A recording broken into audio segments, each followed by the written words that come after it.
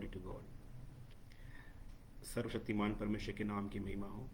और आज हम प्रभु का धन्यवाद करते हैं एक बार फिर जीवित और जिंदा परमेश्वर के नाम की महिमा के लिए एक बार फिर हम उस परमेश्वर के वचन को लेकर आपके बीच में उपस्थित हूँ।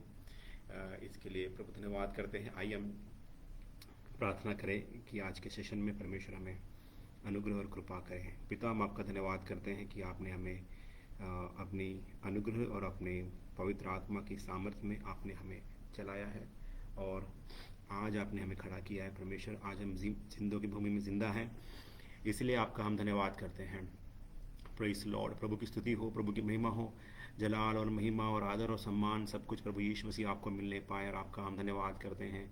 हम कलीसिया मिलकर परमेश्वर आपके पवित्र चरणों में आते हैं। जितने भाई और बहन हम आज वचन की ओर सीखने जा रहे हैं, परमेश्वर पवित्र आत्मा हमें अगुवाई कीजिए, हमें बुद्धि और सामर्थ और बल दीजिए परमेश्वर, ताकि पिता परमेश्वर इन गहरे भेदों को समझकर आपकी महिमा हम कर सकें। परमेश्वर पिता हम प्रार्थना करते हैं, किसी को भी अगर अंधकार की शक्तियों ने उनकी बुद्धियों को अपने उनके शरीर प्राणात्मा को बांध के रखा है तो यीशु मसीह के नाम से उन्हें आज़ाद और मुक्त करते हैं, ताकि पिता परमेश्वर आपके वचन का बीज हृदय की गहराई में जाए और कार्य करने पाए।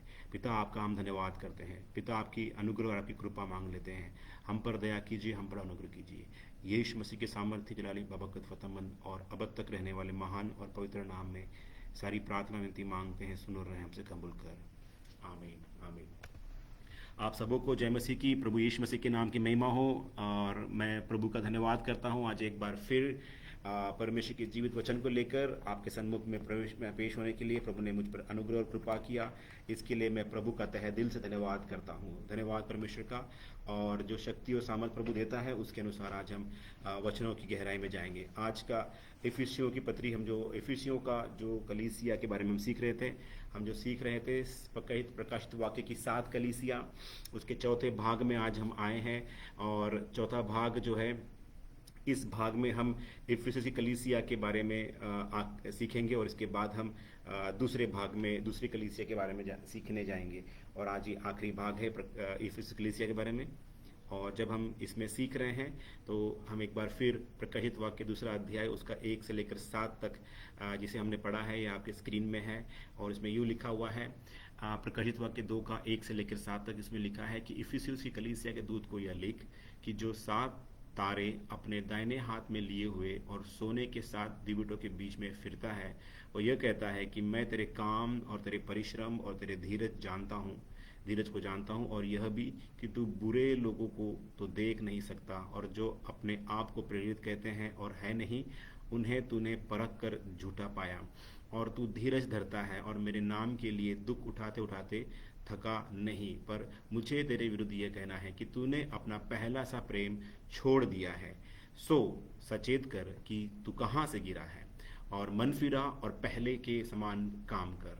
और यदि तू मन न फिराएगा तो मैं तेरे पास आकर तेरे दीवट को उस स्थान से हटा दूंगा।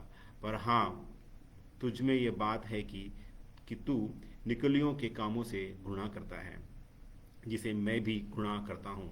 जिसके कान हो यह सुन ले कि आत्मा कलीसिया से क्या कहता है। जो जय पाए मैं उसे उस जीवन के पेड़ में से जो परमेश्वर के स्वर्गलोक में है फल खाने को दूंगा। Praise Lord. परमेश्वर के नाम की महिमा हो। और इस वचन के आधार पर हमने इन 10 विषयों को 10 जो पॉइंट है इसमें हम लोगों ने देखा था। उसको हम लोगों ने 10 चांदी के सिक्के से उसे जो है हमने जोड़कर देखा था। जब प्रभु यीशु मसीह दृष्टांत की रीति में बताते हैं, लूका 15 उसका 8 से लेकर 10 तक आप इसे भी पढ़िएगा, जिसे हमने पिछले क्लासेस में देखा है कि उस स्त्री को जिसको 10 सिक्के मिले थे उसमें से एक खो गया, तो उसने कैसे जो है परिश्रम करके उस सिक्कों को पाया है। तो 10 चांदी के सिक्के के हिसाब विषय से हम लोग इसको सीख रहे थे। तो 10 विषय क्या है वो भी हम लोगों ने देखा है और इसे जानना है। उसमें लिखा है तेरे काम, तेरा परिश्रम, तेरा काम पहला चांदी का सिक्का, दूसरा परिश्रम, तीसरा धीरज, चौथा बुरे लोगों को तो देख नहीं सकता, पांचवा झूठे प्रेरित, और छठवा सहन करता है, और सातवां है धीरज धरता है, और आठवां है मेरे नाम के लिए दुख उठाते उठाते थकता नहीं, और नौवां है पहला सा प्रेम जो इफिसियस की कलीसिया का सिक्का खो गया है, ठीक है। और 10वां है निकुलियो के कामों से घृणा करना, निकुलियो की। तो इन बातों से हमें इस गहरे भेद को समझने में परमेश्वर अनुग्रह और कृपा करे कि इसमें परमेश्वर की आत्मा हमसे क्या बात कर रही है, ठीक है। तो हमने इन दिनों में बाकी सारे विषयों को देखा था, एक एक कार्य को हमने देखा था। जैसे हमने देखा था काम को देख लिया, परिश्रम को देख लिया, धीरज को देख लिया। तो आज जो है हमें पांचवा चांदी का सिक्का जो है, पांचवे जो पॉइंट है, जो अपने आप को प्रेरित कहते हैं और है नहीं, उन्हें तूने परख कर झूठा पाया है। तो प्रेरितों के विषय में हमें आज सीखना है और गंभीरता से हमें जानना है कि परमेश्वर का वचन इस बारे में क्या कहता है। तो आइए हम इस वचन को सीखने के लिए तैयार हो जाएं। और पांचवा चांदी का सिक्का है, जो अपने आप को प्रेरित कहते हैं और है नहीं, उन्हें तूने परख कर झूठा पाया है। यहाँ परमेश्वर दो खास बातें बता रहे हैं, झूठे प्रेरित और परखने की आत्मा। हमारे अंदर परमेश्वर, हमारे अंदर पवित्र आत्मा के अनुग्रह से, पवित्र आत्मा के सामर्थ्य के द्वारा हमें परख की आत्मा हमारे अंदर में होना है।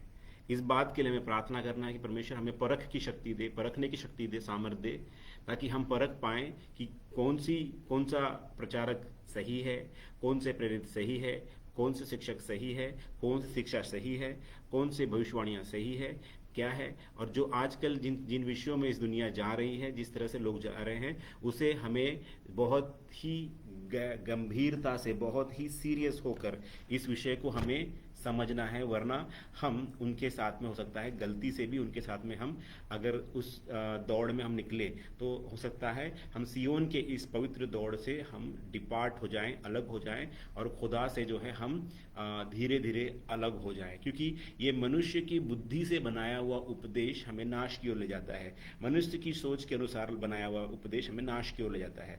इसीलिए ये हमारे इफिसियस की कलीसिया के पास में ये सिक्का था कि वो झूठे प्रेरितों को परख कर जान लेता था कि कौन झूठा है और कौन सच्चा प्रेरित है। इसलिए आपको और मुझे भी ये बात जानना आना चाहिए कि झूठे प्रेरित कौन है और सच्चा प्रेरित कौन है। तो जिस प्रकार दूसरा पत्रस दूसरा अध्याय उसका पहला वचन कहता है, दूसरा पत्रस दूसरा अध्याय उसका पहला वचन कहता है, जिस प्रकार उन लोगों में झूठे भविष्यवक्ता थे, उसी प्रकार तुम में भी झूठे उपदेशक होंगे, जो नाश करने वाले पाखंड का उद्घाटन छिप छिप कर करेंगे और उस स्वामी का जिसने उन्हें मोल लिया है इनकार करेंगे और अपने आप को शीघ्र विनाश में डाल देंगे। झूठे उपदेशक जो नाश करने वाले पाखंड का उद्घाटन, इसका मतलब क्या है? नाश करने वाले पाखंड का उद्घाटन का मतलब क्या है? ये नए नए उपदेशों को, नए नए झूठे उपदेशों को, झूठे प्रचारक और झूठे भविष्यवक्ता और झूठे उपदेशक और झूठे प्रेरित मिल करके ये छुप छुप कर एक काम करते हैं।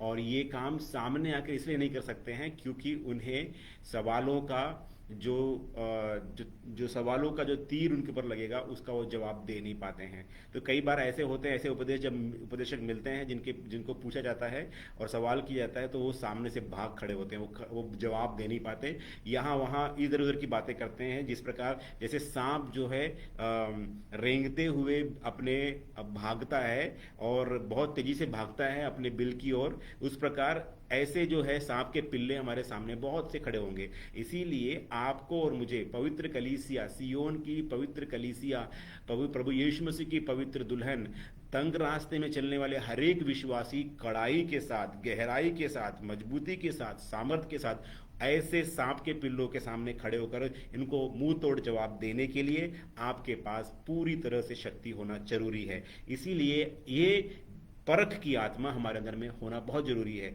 वरना ये हमें शीघ्र विनाश की ओर डाल देंगे, वरना बहुत से विश्वासियों को ये विनाश की ओर खींच के ले जाएंगे। कई दासों ने, कई लोगों ने, ऐसी कई पास्टरों ने ये काम शुरू किया था, लेकिन जिस प्रकार से उनका विरोध किया गया, जिस प्रकार से उनको वचन के द्वारा उनको ताड़ना दी गई, उनको बताया गया, उनको वार्निंग दिया गया, तो उनके सारे काम अपने आप जो है अपने आप कमजोर होते गए। क्यों? क्योंकि ऐसे झूठे भविष्यवक्ता, झूठे प्रचारक और झूठे उपदेशक इस प्रकार जब खड़े होते हैं तो उनके सामने वचन से बात करके, उनको वचन से सिखाकर, बताकर, वार्निंग देकर उन्हें कई बार इस प्रकार से उन्हें सही रास्ते में लाने की कोशिश किया जाता है। लेकिन ऐसे लोग सही रास्ते पे नहीं आते, उल्टा वो लोग कई लोगों को नाश के लिए नाश का कारण बनते हैं। इसीलिए परमेश्वर की आत्मा कलीसिया से ये कहती है कि आपको इनसे बच के रहना है, क्योंकि इनकी जो निशानियां हैं आपने पहचानना है, ये कैसे लोग हैं, ठीक है ना। झूठे प्रेरित या झूठे शिक्षक के 7 चिन्ह मैंने यहाँ पे आपके सामने प्रकट किया है। ये 7 बातें आप जरा ध्यान में रखिए। हो सकता है इससे भी कई और बातें हों, ठीक है ना, इनसे भी कई और ऐसी बातें हों जिनको हमें समझना है, ठीक है। अभी हम देखेंगे दूसरा कुरिन्थियों की पत्री, उसका 11 अध्याय और उसका 13, 14 और 15 में पढ़ना चाहता हूं।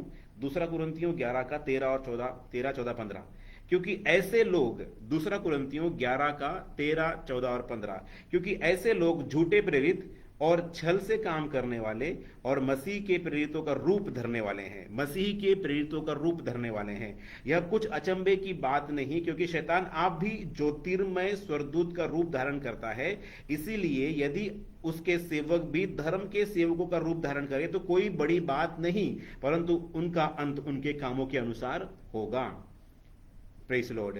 मसीह के प्रेरितों का रूप धारण करना और उनके अंदर में वो शक्तियां आना, ये आम बात है और ये आम बात हो चुकी है। इसलिए आपको और मुझे बहुत ही सतर्क होकर हमें इस जीवन में आगे बढ़ना है, वरना हमें ये नाश की ओर ले जाएंगे और हम देखते रह जाएंगे और ये कई आत्माओं को हमारे सामने ही नाश की ओर घसीटते हुए ले जाएंगे। इसलिए हमें जानना है, पहचानना है कौन भेड़िया है और कौन भेड़ है। ये हमारे बीच में ही होते हैं कई बार, इसलिए हमें पहचानना जरूरी है।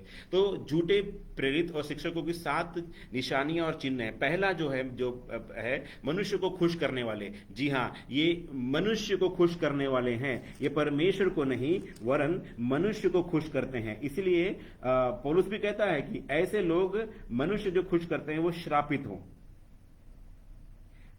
गलातियों 1 का 10 में कहता है, गलातियों 1 का 10, अब मैं क्या मनुष्य को मानता हूं या परमेश्वर को? अब मैं क्या मनुष्य को मनाता हूं या परमेश्वर को? क्या मैं मनुष्य को प्रसन्न करना चाहता हूं? यदि मैं अब तक मनुष्य को ही प्रसन्न करता रहता तो मसीह का दास न होता। Praise the Lord. मनुष्य को खुश करने वाला नहीं, लेकिन परमेश्वर को खुश करने वाला होना चाहिए। प्रेरित का काम यह है, इंसान भले ही नाराज हो जाए, इंसान भले ही दुख हो जाए, इंसान को कोई बात से बुरी लगे, लेकिन परमेश्वर की ओर से आया हुआ कोई वचन से अगर किसी को दुख होता है तो उससे हमें कोई कंसर्न नहीं है। क्यों? क्योंकि हम परमेश्वर के वचन को पूरी कड़ाई के साथ, अगर वो कड़वा है तो वैसा ही कड़वा पिलाना है, उसे मिक्स करके, उसे एडजस्ट करके, उसे जो है समाधान कारक रीति में बनाकर नहीं देना है। वरना इससे मनुष्य के अंदर में वो सिद्धता कायम नहीं होगी। दूसरी बात है, झूठे इल्जाम लगाते हैं और मसीह के वफादार सेवकों का श्रेय लेते हैं। झूठे इल्जाम लगाते हैं, प्रेज़ द लॉर्ड। तो ये झूठ का इल्जाम लगा करके कई वफादार सेवकों के ऊपर क्या करते हैं, उनका श्रेय लेते हैं, उनका जो है क्रेडिट लेते हैं। तो वो लोग फॉलो करते हैं, अपनी एक सिस्टम प्रणाली को फॉलो करते हैं। जैसे एक सिस्टम बनाया जाता है और उसको फॉलो करते हैं, और वो क्या करते हैं, उस सिस्टम के तहत वो मसीही कलीसिया, सिद्ध कलीसिया के अगेंस्ट में काम करते हैं, उनके खिलाफ में काम करते हैं। उनके ऊपर झूठे झूठे इल्जाम लगाए जाते हैं, झूठे झूठे इल्जाम लगा करके उन्हें गिराने की कोशिश करते हैं, उनके उपदेश, पवित्र कलीसिया के उपदेश को नुकसान पहुंचाने की कोशिश करते हैं, और ऐसे सवाल ढूंढ ढूंढ कर लाते हैं। और जो वफादार कलीसिया के सेवक है उनके नाम को बदनाम करते हैं, उनके नाम को बदनाम करते हैं। तीसरी बात है, अपने स्वयं के दिमाग से या दिल से दर्शन की बातें कहते हैं, ना कि परमेश्वर की ओर से। उनका जो दिमाग है, सिस्टम है, स्ट्रेटजीज है, उनकी सोच है, विचारधाराएं, एक बड़ी इंस्टीट्यूशन या एक बड़ी संस्था की रीति में वो खड़े होते हैं, और सोच कर, विचार करके, आपस में विचार विमर्श करके, बहुत सारी मीटिंग्स करके वो लोग आपस में डिस्कस करते हैं और बुद्धिमान लोगों से सलाह लेते हैं और बाद में जो है अपने दर्शन को बनाते हैं। लेकिन इसमें कहीं पर भी परमेश्वर का योगदान नहीं होता, वो मनुष्य का बनाया हुआ होता है। चौथी बात है, वचन और व्यवस्था के आधार में उपदेश को गलत रीति से पेश करते हैं। वचन और व्यवस्था के आधार पे उपदेश को तोड़ मरोड़ कर, कहानियों से और गवाहियों से जोड़ जोड़ कर गलत उपदेश को तैयार करते हैं, गलत उपदेश को तैयार करते हैं। और वो बहुत ही बारीकी रीति से इस पर कार्य करते हैं और गहराई से उस वचनों को तोड़ मरोड़ कर बताते हैं, क्योंकि परमेश्वर का वचन कहता है कि हर एक वचन जो है बिना जोड़ा नहीं रखा गया है, हर एक वचन को सही जोड़ रखा हुआ है। लेकिन शैतान क्या करता है, क्योंकि उसके पास ये सही जोड़ उसके पास नहीं है, क्योंकि सही जोड़ कौन देता है? सही जोड़ सिर्फ और सिर्फ पवित्र आत्मा ही दे सकता है। पवित्र आत्मा ही हमें क्या है, अगर हम पवित्र आत्मा के सही आत्मा की अगुवाई में चल रहे हैं तो परमेश्वर वचन का सही जोड़ा आपको बता कर देगा। लेकिन अगर हम पवित्र आत्मा की अगुवाई में नहीं चलते हैं, अगर वो उपदेशक जो आत्मा के अनुसार नहीं चलते हैं, तो उनके पास हमेशा आप देखेंगे गलत प्रकार के जोड़ वो लोग लगाते हैं, गलत रीति से वचन को जोड़कर तोड़ मरोड़ कर वो लोग पेश करते हैं। ठीक है। और पांचवी बात वहां लिखा है, अपने विनाशकालीन सिद्धांतों और उपदेशों को बहुत निष्पक्ष भाषणों और प्रशंसनीय बहानों के साथ, उच्च उदाहरणों और सुनहरे भावों के साथ कवर करते और रंग देते हैं। ठीक है। ये ऐसे सिद्धांतों को एक गीत बनाएंगे। मैं आपको समझाने के बताता हूं कि क्या लिखा हुआ है। ये अच्छे से एक गीत बनाते हैं, अच्छा भाषण तैयार करते हैं, लोगों की प्रशंसा को पाने के लिए अच्छे अच्छे कहानियों को लाते हैं, उदाहरण लेकर आते हैं, गवाहियों को लेकर आते हैं, सुनहरे भावों को लेकर आते हैं, यहाँ के वहाँ के भाव, संसार के भावों को, यानी कविताएं, कहानियां, ये सब ला करके पूरी ताकत के साथ इस गलत उपदेश को प्रकट करते हैं, स्टैब्लिश करते हैं, ताकि सत्य उपदेश के खिलाफ में खड़ा किया जाए।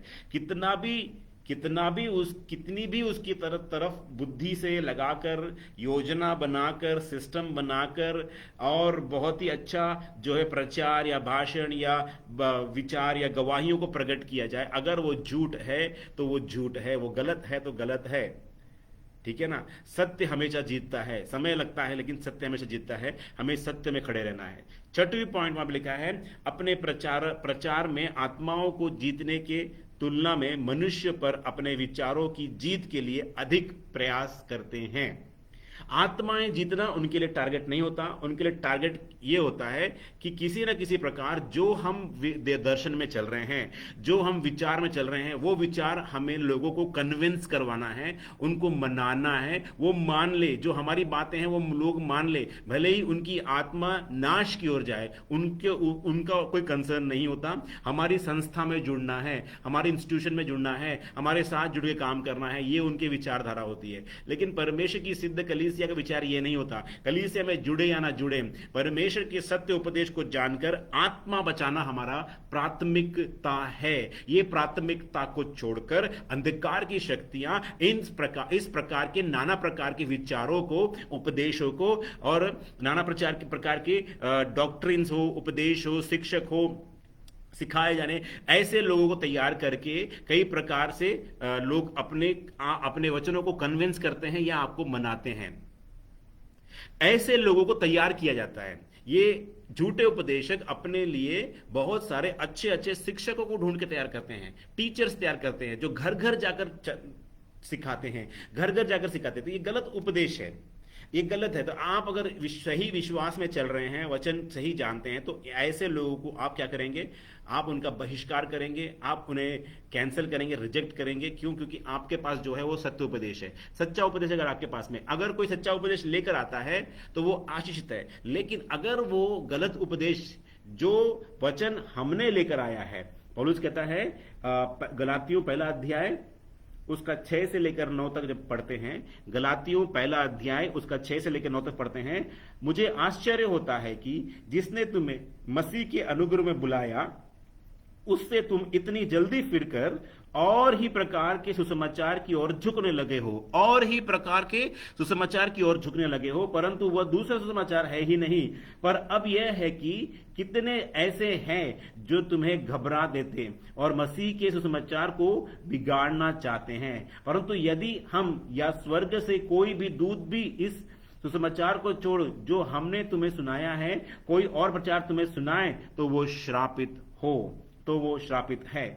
जैसा हम पहले कह चुके हैं वैसे मैं अब भी फिर कहता हूं कि उस सुसमाचार को छोड़ जिसे तुमने ग्रहण किया है, यदि कोई और सुसमाचार सुनाता है तो श्रापित हो। 2 बार वहां पे पौलुस कहता है श्रापित हो, श्रापित हो, श्रापित हो। क्यों? क्योंकि जो पहले दिया हुआ बुनियाद डाला हुआ वही है, सत्य है, सच्चाई है, जो प्रेरितों ने वचन के अनुसार डाला हुआ है। उसके अलावा कोई और तोड़ मरोड़ कर डालता है, चाहे वो संस्था हो, बड़ी ऑर्गेनाइजेशन हो, कोई भी हो, वो पाप है और गलत है। 7वीं पॉइंट में बताता है, लिखता है, लिखा हुआ है यहां पे, उसने कहते हैं कि अपने अनुयायियों को अपने मतलब के लिए इस्तेमाल करते हैं। Use and throw, use and throw. जहां पे उनका दर्शन है, जहां पे उनकी योजना है, काम करना है, वहां पे लोग अपना पूरा सिस्टम लगाकर काम करते हैं। जब उनकी योजना अब प्रबल नहीं हो रही है, काम आगे नहीं बढ़ रहा है, तो वो वहां से निकल जाते हैं। और जब वो वहां से निकल जाते हैं तो दोबारा पलट कर नहीं आते। वहां के विश्वासी जिंदा है या मर गए हैं या नाश की ओर जा रहे हैं, कुछ फर्क नहीं पड़ता, क्योंकि उन्होंने यूज किया है। लोगों को यूज करते हैं। यूज करने वाला कभी भी आपको सच्चाई की ओर लेकर नहीं जा सकता। ऐसे लोगों की अनुयायी नहीं बनना, ऐसी कलीसियाओं की ओर नहीं जाना। मैं कुछ कलीसियाओं को के बारे में आपको बताऊंगा, जैसे उन कलीसियाओं को आपको जानना जरूरी है। आप ऐसी कलीसियाओं को जाने, ऐसे उपदेश को जाने। ये झूठे उपदेशक है, झूठे प्रचारक है, झूठे लोग हैं, आपको पूरी तरह से पता है। जैसे कि हम जानते हैं कि कैथोलिक कलीसिया में किस प्रकार से शिक्षा होती है, किस प्रकार से वो लोग मूर्ति पूजा करते हैं। लेकिन इससे बढ़कर एक ऐसे लोग भी हैं जो प्रभु यीशु मसीह के वचनों को लेकर के आपके पास आएंगे और नाना प्रकार की झूठी बातें कहेंगे। मैंने कुछ लिस्ट आपको बताया हूं।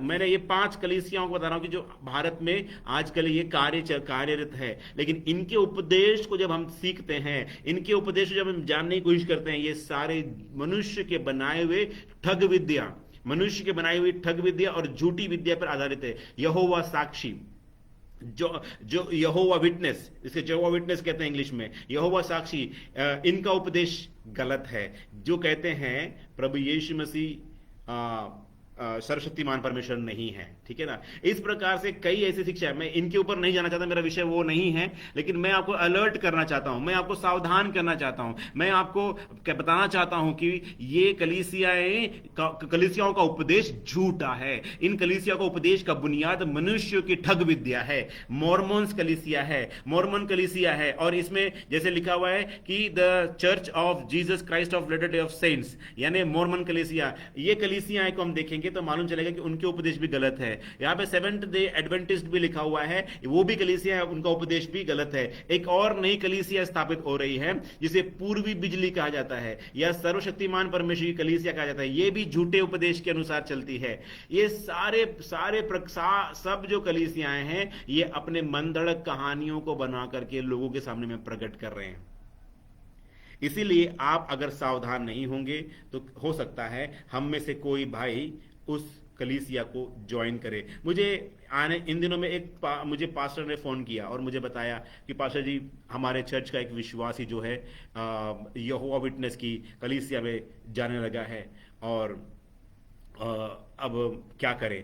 तो इस प्रकार से सवाल आता है। हमें ये बात समझना है, हमें ये बात को जानना है कि मेरे अजीजों, हम जो उपदेश में खड़े हैं, हम जो विश्वास में खड़े हैं, उस विश्वास में हमें बहुत मजबूती से खड़ा होना है, वरना ये झूठे शिक्षक, झूठे प्रचारक आपको गलत रास्ते में लेकर जाएंगे।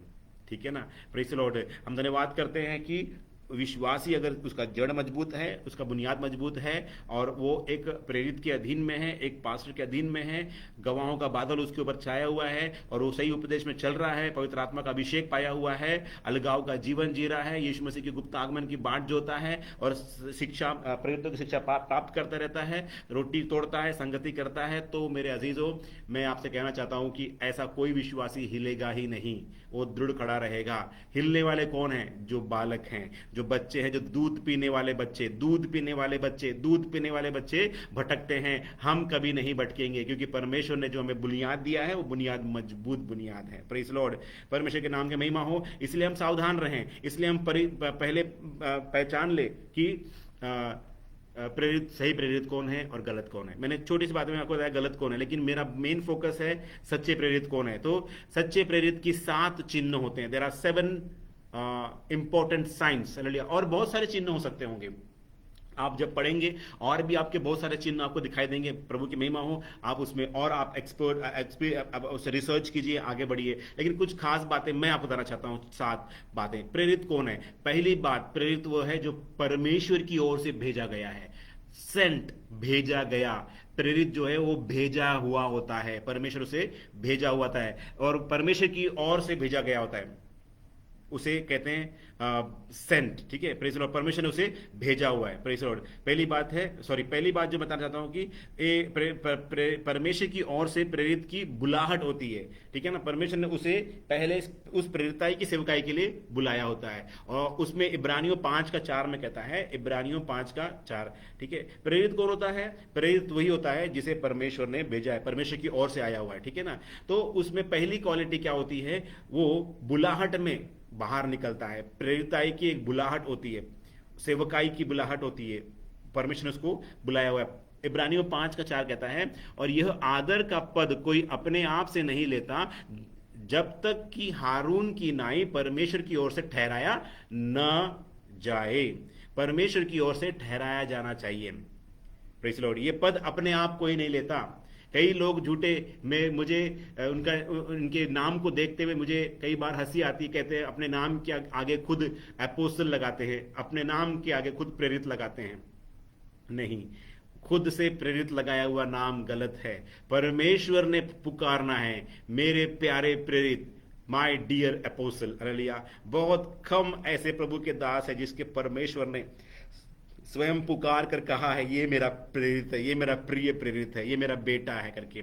प्रभु ने उसको नियुक्त करना। ये टाइटल मनुष्य की ओर से नहीं, ये टाइटल परमेश्वर की ओर से मिलना है। इब्रानियों 3:1 कहता है, सो हे भाइयों, तुम जो स्वर्गीय बुलाहट में भागी हो, स्वर्गीय बुलाहट में भागी होना है, उस प्रेरित और महायाजक यीशु मसीह पर जिसे हम अंगीकार करते हैं, ध्यान करो। स्वर्गीय बुलाहट में बुलाया जाना है। दूसरा पॉइंट नंबर होता है, प्रेरित कौन होता है? जिसे भेजा गया हो। ठीक है ना, भेजा गया हो। यशायाह 48:16 कहता है, यशायाह 48, एक सच्चा प्रेरित भेजा गया होना चाहिए, परमेश्वर की स्पेशल काम के लिए, टास्क के लिए भेजा हुआ होना चाहिए। मेरे निकट आकर इस बात को सुनो, आदि से लेकर अब तक मैंने कोई भी बात गुप्त में नहीं कही। जब से वह हुआ तब से मैं वहां हूं, और अब प्रभु यहोवा ने और उसकी आत्मा ने मुझे भेज दिया है। परमेश्वर की आत्मा, यहोवा ने और उसकी आत्मा ने मुझे भेजा है। यशायाह 48:16, आइज़िया 48:16 कहता है, यीशु मसीह भी खुद से नहीं आया, उसको भेजा गया। यानी परमेश्वर की योजना से वो आया, खुद से कुछ नहीं किया, वो अपने मन से कुछ नहीं किया, मनुष्य होते हुए कुछ नहीं, एक भी काम उसने अपने मन के अनुसार नहीं किया। उसने यहोवा परमेश्वर ने उसके द्वारा होकर पूरे कामों को पूरा किया, और खुद की इच्छा से कुछ नहीं किया, खुद के मन से कुछ नहीं किया, खुद से नहीं आया, खुद से कुछ नहीं किया, और खुद की इच्छा से उसने कुछ नहीं किया। सब कुछ परमेश्वर के द्वारा ही नियुक्त किया गया है। Praise Lord. जैसे परमेश्वर ने कहा वैसे ही यीशु मसीह ने किया है। जैसे परमेश्वर की अगुवाई थी उसी के अनुसार यीशु मसीह चला। ठीक है ना, इसका मतलब ये नहीं कि वो यीशु मसीह परमेश्वर का दास था या परमेश्वर नहीं था। वो परमेश्वर होते हुए, स्वयं परमेश्वर होते हुए, सब कुछ बातों को वो सहता हुआ, 100% परमेश्वर, 100% मनुष्य, 100% मनुष्य, 100% परमेश्वर, सब कुछ इस प्रकार से उसकी महिमा में शरीर में होकर वो सब कुछ काम को अंजाम दिया। वो मनुष्य होते हुए कोई भी मनुष्य की अभिलाषा से कोई काम नहीं किया, सब कुछ योजना के अनुसार ही उसने किया है, इसीलिए वो भेजा गया है। ठीक है ना, इस बात को आप समझना है तो गिनती उसका 9वां अध्याय, उसका 15 से लेकर 23 वचन तक हम पढ़ते हैं। गिनती 9 उसका 15 से लेकर 23 तक मैं से पढ़ता हूं। जिस दिन निवास, जो साक्षी का तंबू भी कहलाता है, खड़ा किया गया, उस दिन बादल उस पर छा गया, और संध्या को वह निवास पर आग सा दिखाई दिया, और भोर तक दिखाई देता रहा। नित्य ऐसा ही हुआ करता था, अर्थात दिन को बादल छाया रहता और रात को बादल दिखाई देती थी। और जब जब वो बादल तंबू पर से खड़ा उठ जाता तब इजरायली प्रस्थान करते थे, और जिस स्थान पर बादल ठहरा जाता वहीं इजरायली अपने डेरे खड़े करते थे। यहोवा की आज्ञा से इजरायली प्रस्थान करते थे और यहोवा की आज्ञा से वे डेरे भी खड़े करते थे, और जितने दिन तक वह बादल निवास पर ठहरा रहता उतने दिन तक वे डेरे डाले पड़े रहते थे। जब बादल बहुत दिन निवास पर छाया रहता था तब भी इजरायली यहोवा की आज्ञा मानते और प्रस्थान नहीं करते थे। कभी कभी वह बादल थोड़े ही दिन तक निवास पर रहता और तब भी वे यहोवा की आज्ञा से डेरे डाले पड़े रहते थे, और फिर यहोवा की आज्ञा से वो प्रस्थान करते थे। और कभी कभी बादल केवल संध्या से भोर तक रहता था, और जब वो भोर को उठ जाता था तब वे प्रस्थान करते थे। और यदि वो रात दिन भर बराबर रहता तो वह जब बादल उठ जाता तब भी वे प्रस्थान करते थे। वह बादल चाहे 2 दिन, चाहे 1 महीना, चाहे वर्ष भर, जब तक निवास पर ठहरा रहता तब तक इजरायली अपने डेरे में से रहते और प्रस्थान नहीं करते थे। परंतु जब वह उठ जाता तब वे प्रस्थान करते थे। यहोवा की आज्ञा से वे अपने डेरे खड़े करते थे और यहोवा की आज्ञा से वे प्रस्थान करते थे। जो आज्ञा यहोवा मूसा को द्वारा देता था उसको वो माना करते थे। Praise Lord. परमेश्वर का जन प्रेरित मूसा को हम यहां देख रहे हैं। जैसे जैसे वहां जिस वचन में लिखा है, जैसे परमेश्वर का बादल आगे निकलता था वो आगे निकलते थे। जहां बादल ठहर जाता था तो इजरायली वहां रुककर अपने डेरे गाड़ते थे, और जब दोबारा बादल आगे निकल जाता तब वो डेरे उखाड़ कर, चाहे वहां लिखा है वह बादल चाहे 2 दिन या 1 दिन या दिन हो या रात हो, अगर वो आधा दिन आधा रात अगर इस समय भी रुका हुआ है तभी भी उसी समय को फॉलो करते हुए आगे चलते थे। Praise Lord. परमेश्वर के दास भी जब हमें भेजा जाता है, परमेश्वर का दास किस प्रकार चलता है? उस बादल के अधीन में चलता है। वो प्रेरित बादल के अधीन में चलना है। जब बादल आगे जाता है तो उसे आगे जाना है, जब बादल रुक जाता है तो उसे भी रुकना है। मूसा उस बादल के अधीन में था। हालेलुया। तो भेजा गया है, तो कैसे भेजा गया है? आपके ऊपर एक पवित्र बादल को, गवाहों का बादल को आपके ऊपर रखकर आपको भेजा हुआ है, ताकि जहां कहीं भी आप जाएं वो बादल, आप जहां कहीं भी बादल जाए वहां आपको जाना है, ना कि आप जहां जाएं वहां बादल पीछे आए। नहीं, आप जहां जाएं बादल पीछे नहीं आएगा। जहां बादल जाएगा हमें उसके पीछे जाना है। जहां अगुवाई जाएगी, यानी प्रेरितों की अगुवाई, प्रेरितों की शिक्षा पर में पवित्र आत्मा की अगुवाई जो है वो हमें आगे लेके जाती है। Praise Lord. जिस अगुवाई में हम चल रहे हैं उस अगुवाई को हमें जानना जरूरी है। Praise Lord. जैसे परमेश्वर ने भेजा है उसी प्रकार से हमें अगुवाई में बने रहना है। बादल इसलिए था उन लोगों के लिए ताकि जो गर्मी उनको हो रही थी उसके अधीन में रह करके वो शांति पाए, वो ठंडक पाए। रात को ठंड होती थी बियाबान में, इसलिए रात को परमेश्वर ने क्या किया उनके लिए? वो गर्मी के गर्म आग का इंतजाम उनके लिए भी किया। Praise Lord. तो हम जब भी परमेश्वर के अधीन में होकर सेवा करते हैं, जो दास, जो रसूल, जो प्रेरित होता है, इस प्रकार परमेश्वर की छाया को और परमेश्वर के उस शक्ति को हमेशा अनुभव करते हुए अपने जीवन में चलता है।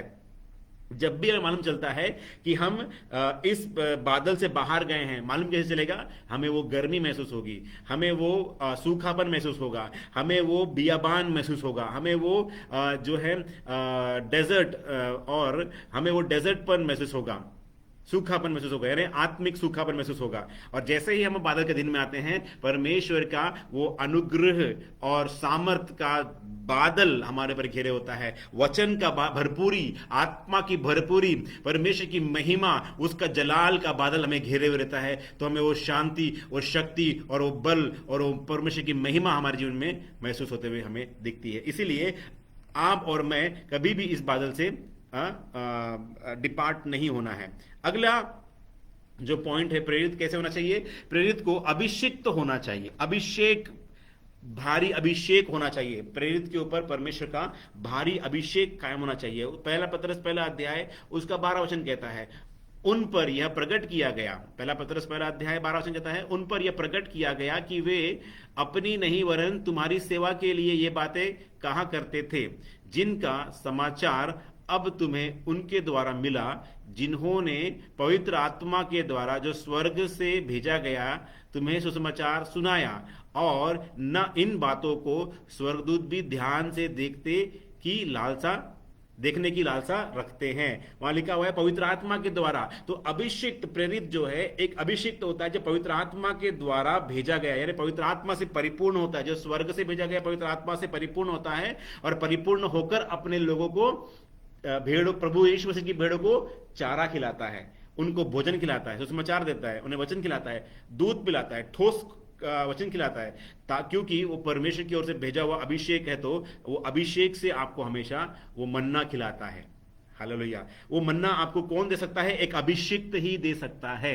एक अभिषिक्त ही आपको सही मन्ना दे सकता है। इसीलिए आपको उस अभिषिक्त के साथ में चलना जरूरी है। अभिषिक्त के खिलाफ में बात नहीं करना, लेकिन अभिषिक्त के साथ चलते हुए वो मन्ना को खाना है, क्योंकि वो हमारी सेवा के लिए है। हम पर प्रभु का दास प्रेरित किसकी सेवा के लिए है? कलीसिया के लोगों की सेवा के लिए है। उन्हें भोजन खिलाए, उन्हें तैयार करे।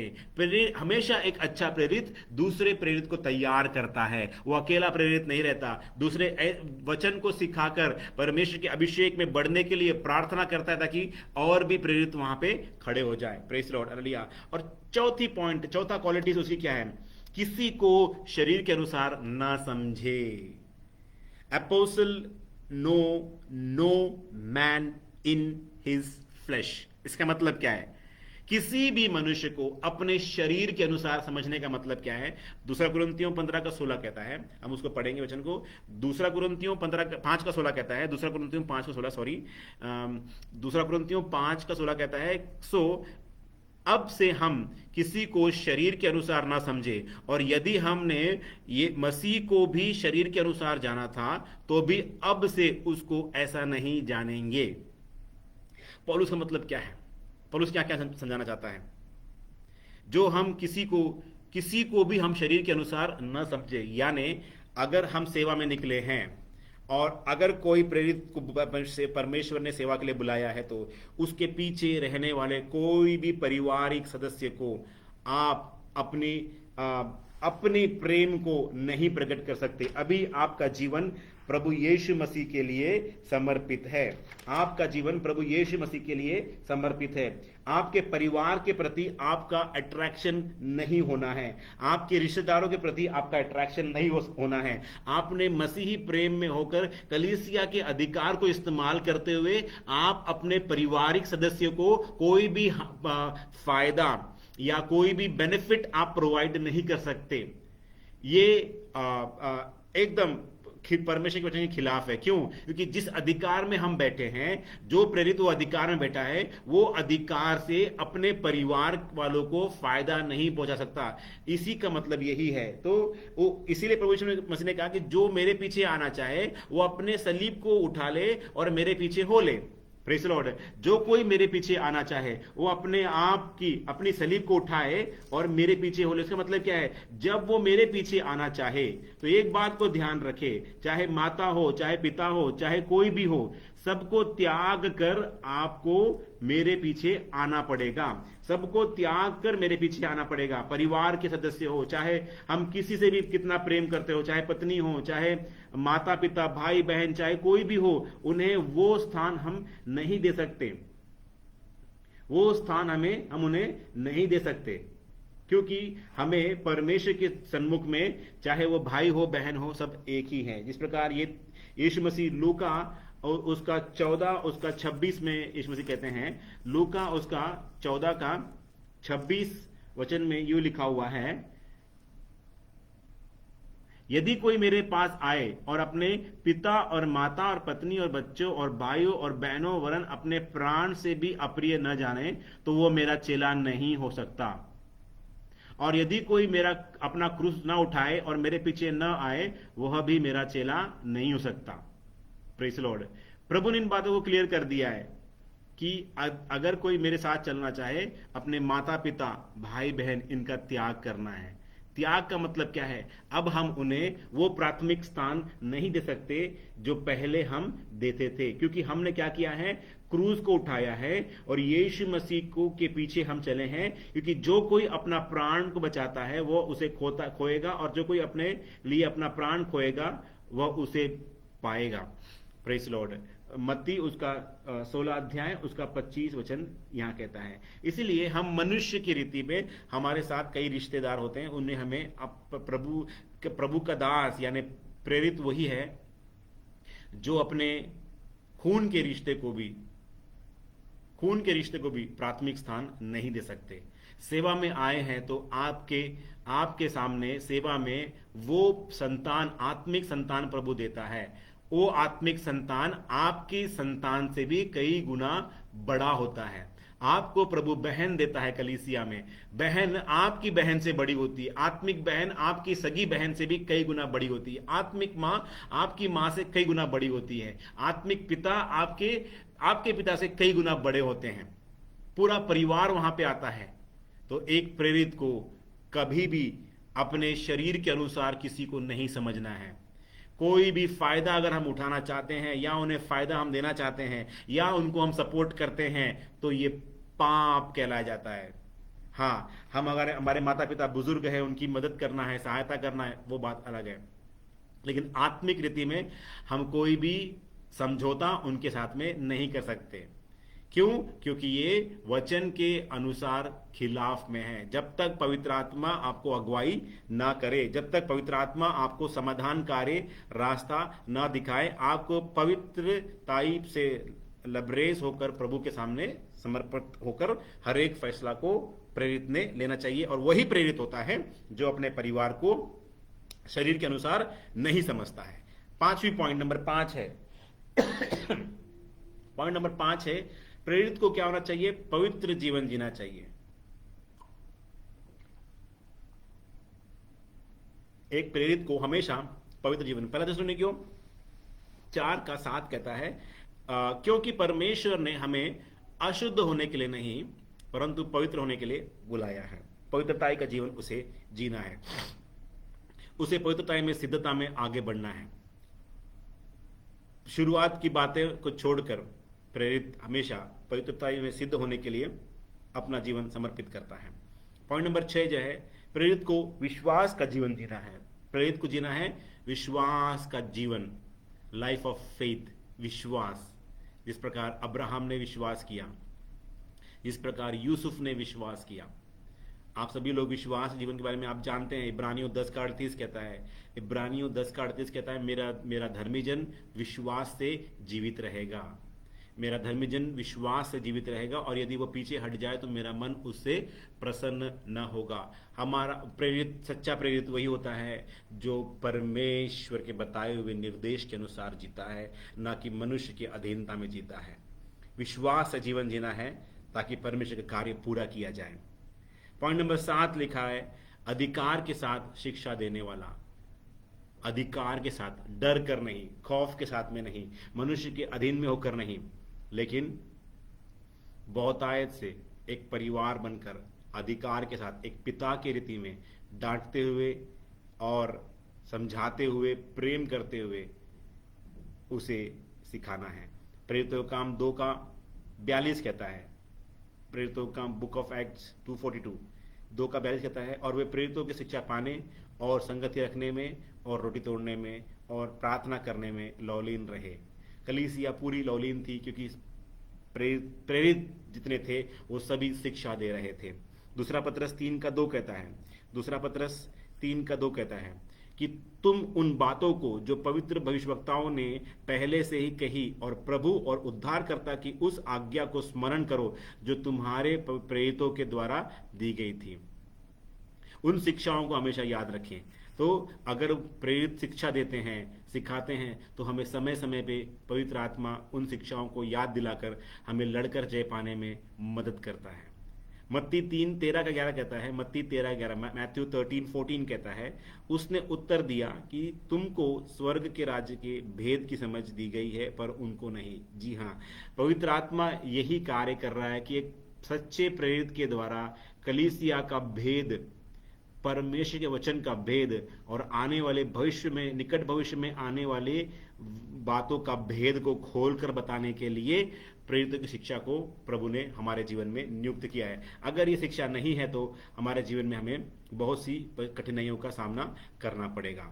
Press Lord. तो हमने जो आज सीखा, इसमें सीखा है, इस चांदी के सिक्के में जो हमने सीखा है 5, उसमें कहता है जो अपने आप को प्रेरित कहते हैं और है नहीं तो उन्हें परख कर झूठा पाया है। इसलिए आपकी और मेरे लिए जरूरी है कि प्रेरित कौन है उसे जानना चाहिए। प्रेरित कौन है? पहली बात है, प्रेरित परमेश्वर की ओर से प्रेरित की बुलाहट होती है, बुलाया गया है, परमेश्वर ने उसे बुलाहट के साथ में बुलाया गया है। दूसरी बात है, परमेश्वर ने उसे कार्य को करने के लिए भेजा है, उसको एक काम को पूरा करने के लिए भेजा है। वो खुद से नहीं आया है, उसने खुद से कुछ नहीं किया है और वो खुद की इच्छा को पूरी नहीं करता है, सब कुछ परमेश्वर की इच्छा को ही वो पूरा करता है। तीसरी बात है, प्रेरित को अभिषेक तो होना चाहिए, अनॉइंटेड होना चाहिए, अभिषेक पाया हुआ होना चाहिए। और चौथी बात है, अब प्रेरित किसी को शरीर के अनुसार नहीं जानना चाहिए, किसी को भी अपने शरीर के अनुसार नहीं जाना चाहिए, अलगाव का जीवन उसके जीवन में दिखना है। पांचवी बात है, प्रेरित को पवित्र जीवन जीना है, प्रेरित को एक पवित्र जीवन जीना है। छठवीं पॉइंट है, प्रेरित को विश्वास का जीवन जीना है। और सातवीं बात है, अधिकार के साथ शिक्षा देने वाला होना चाहिए। Praise the Lord, hallelujah. और नेक्स्ट, इसकी आगे हमारा 8वां चांदी का सिक्का है, उसमें लिखा है, मेरे नाम के लिए दुख उठाते उठाते थकता नहीं है, मेरे नाम के निमित्त दुख उठाते उठाते थकता नहीं है। ये प्रभु का वचन है। Praise the Lord, hallelujah. इसमें हमें आज हम आगे की ओर देखेंगे। प्रेज द लॉर्ड, 8वां चांदी का सिक्का, क्योंकि हमने बहुत से चांदी के सिक्के के भी हमने देख लिए हैं, पॉइंट को देख लिया है, बहुत सारे पॉइंट को देख लिए हैं, लेकिन अभी हम आगे की ओर जाएंगे और दो सिक्के हैं, उसे हम जल्द से जल्द खत्म करेंगे। तो 8वां सिक्का है, मेरे नाम के लिए दुख उठाते उठाते थकता नहीं है। ठीक है, दुख उठाते उठाते थकता नहीं। तो मसीह में ऐसा परिश्रम हमें करना है, हमें सुसमाचार सुनाने में, विश्वासियों को सिखाकर खड़ा करने में, कलीसिया को स्थापना करने में, सुसमाचार प्रचार करने में, प्रार्थना करने में, वचन की शिक्षा लेने में, ऐसा परिश्रम करना है कि मैं कभी थकूं नहीं, कभी डरूं नहीं, पीछे नहीं हटना है। कोई भी आदेश जो प्रभु ने दिया है, जो आज्ञाएं प्रभु ने दिया है, उसको पूरा करने में हम थकना नहीं है। जिस प्रकार मत्ती 18 का 21 और 22 में कहता है, मत्ती 18 उसका 21-22 में कहता है, तब पतरस ने पास आकर उससे कहा, हे प्रभु, यदि मेरा भाई अपराध करता है तो मैं कितनी बार उसे क्षमा करूं? तो मैं उसे कितनी बार उसे क्षमा करूं?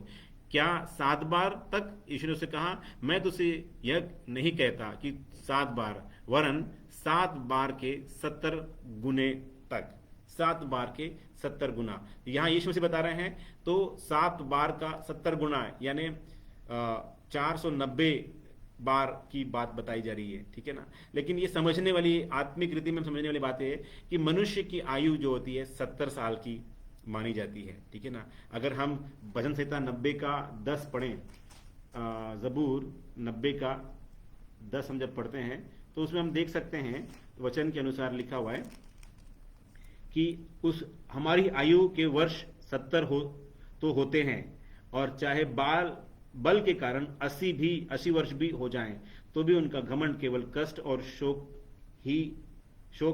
है। वह जल्द ही कट जाती है और हम जाते रहते हैं। तो मनुष्य की यानी 70 जो दिखाता है ये मनुष्य की आयु, और 7 दिखाता है, 70 गुना 7 यानी 7 दिखाता है सिद्धता को। तो इसका मतलब है कि हमें सिद्धता को पाने के लिए आयुष्य भर, जीवन भर, उम्र भर हमें माफ करते ही रहना है, करते ही रहना है।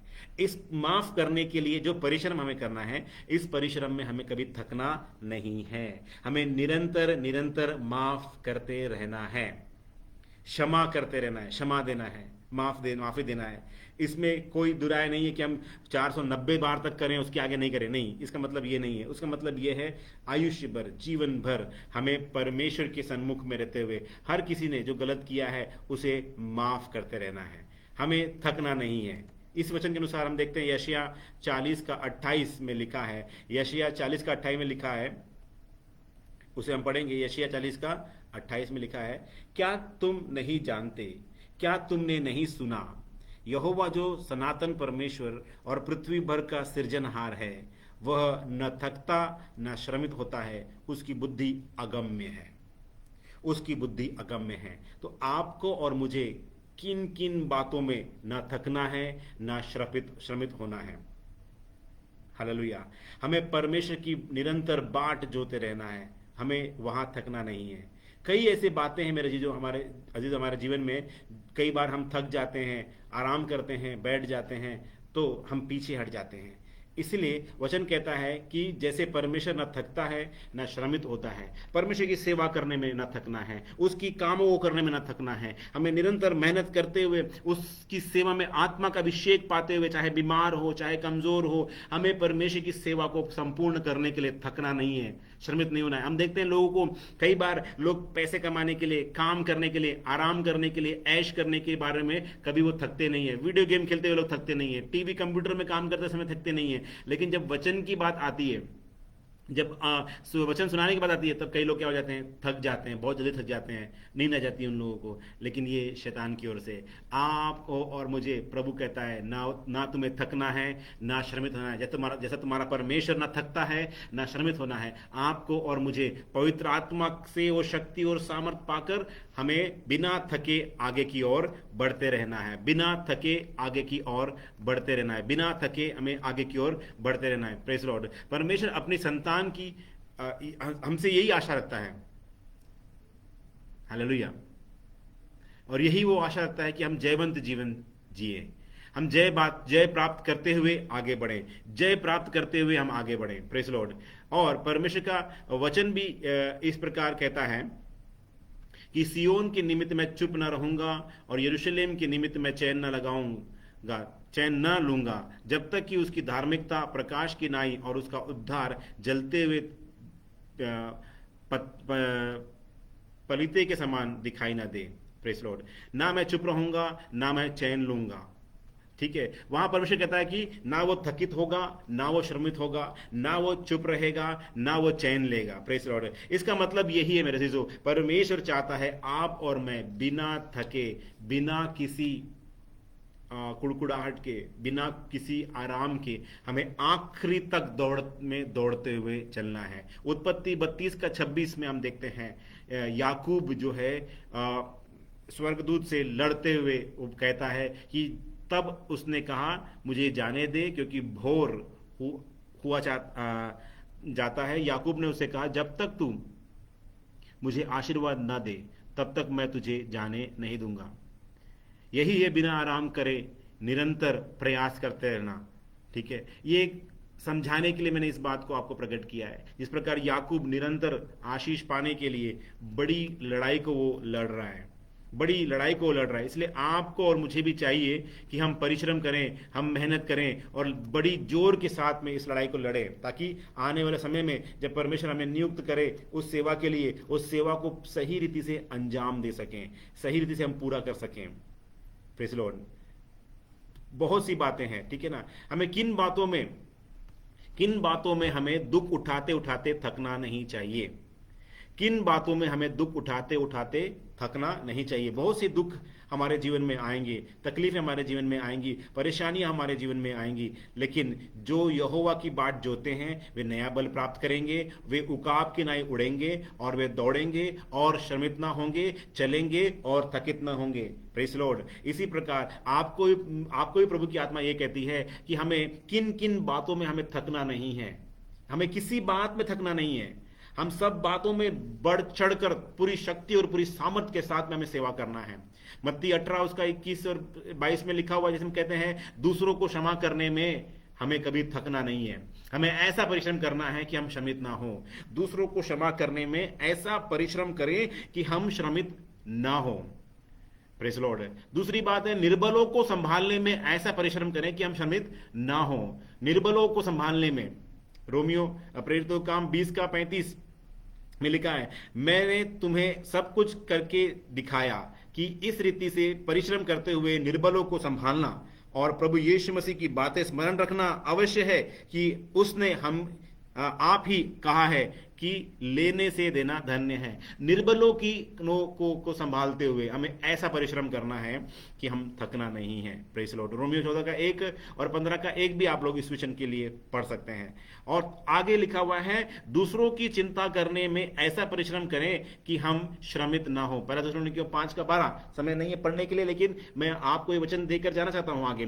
दूसरों की चिंता करने में हमें परिश्रम करना है, यानी प्रार्थना में उनके लिए विचार करना है, प्रार्थना में उनके लिए चिंता करना है, उनकी आत्मिक जरूरतों के लिए हम प्रार्थना करना है, उनकी दुख में, उनके परेशानियों में उनकी चिंता करना है। चिंता करके हमें परिश्रम करना है, ताकि वो परिश्रम में हमने कभी थकना नहीं है, कभी हमें रुकना नहीं है। हम एक दूसरे भाई बहनों के लिए निरंतर चिंता करते रहना है, उनके लिए प्रार्थना करना है, उनसे फोन में बात करना है या उनके पास जाके बात करना है, उन्हें उलाहना देना है, उन्हें सामर्थ देना है, उन्हें बल देना है। इस बात के लिए हम थकना नहीं है, हम उसके लिए निरंतर करते रहना है। अगली पॉइंट लिखा है, सुसमाचार को फैलाने में ऐसा परिश्रम करें कि हम श्रमित ना हो। सुसमाचार को फैलाने के लिए फिलिपियों 4:3 कहता है, फिलिपियों 4:3 कहता है, और हे सच्चे सहकर्मी, मैं तुझसे भी विनती करता हूं कि तू उन स्त्रियों की सहायता कर, क्योंकि उन्होंने मेरे साथ सुसमाचार फैलाने में क्लेश में और मेरे उन सहकर्मियों समेत परिश्रम किया।